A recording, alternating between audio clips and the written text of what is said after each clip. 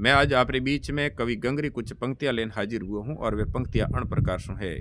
ज्ञान घटे कोई मुठ की संगत, ध्यान घटे बिन धीरज लाए, प्रीत घटे परदेश वसे और मान घटे नित्य नित्य जाए, सोच घटे कोई साधु की संगत, रोग घटे कछु औषध खाए।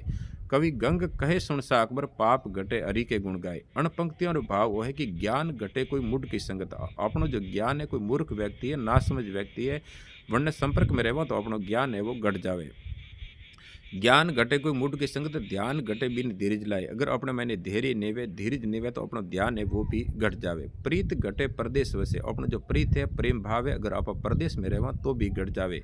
मान घटे नित्य नित्य जाए, और कोई ऐसी जगह जटे अपन कोई नहीं बुलावे उन्हें बाद में भी आप बार बार जाता रहवा तो भी अपना जो मान है वो घट जावे। और सोच घटे कोई साधु की संगत, अपने अगर मैं कोई विचार है कोई इन प्रकार से वे अगर कोई सज्जन लोग है साधु संत लोग है वनार संपर्क में रहवा तो अपना जो विचार है वे भी घट जावे।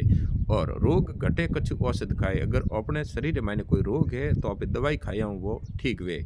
कहे गंग सुन सा अकबर, पाप घटे हरि के गुण गाए। अणवास्ते कवि गंग शाह अकबर ने कहे कि अपने जो शरीर में कोई पाप है तो आप हरि यानी भगवान रा भजन किदा हुए पाप कट जावे। तो एक बार पुनः ये जो पंक्तियां अण प्रकार से है कि ज्ञान घटे कोई मुठ की संगत, ध्यान घटे बिन धीरज लाए, प्रीत घटे प्रदेश वसे और मान घटे नित्य नित्य जाए, सोच घटे कोई साधु की संगत, रोग घटे कछु औषध खाए। कवि गंग कहे सुन सा